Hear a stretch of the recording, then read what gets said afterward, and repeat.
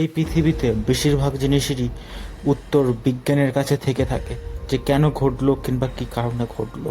কিন্তু কি হবে যদি আমি বলি যে এমন কিছু জিনিসও পৃথিবীতে রয়েছে যার বৈজ্ঞানিক তথ্য কিংবা বিজ্ঞানের কাছে কোনো তার উত্তর নেই। তো আজকে আমরা কথা বলবো এমনই কিছু আননোন ফ্যাক্ট নিয়ে। আপনি যদি ফেসবুকে ভিডিওটা দেখে থাকেন তবে পেজটাকে ফলো করবেন, যদি ইউটিউবে দেখে থাকেন তাহলে চ্যানেলটিকে সাবস্ক্রাইব করবেন। আপনি কি কোনোদিনও স্লিপ প্যারালাইসিস এক্সপিরিয়েন্স করেছেন?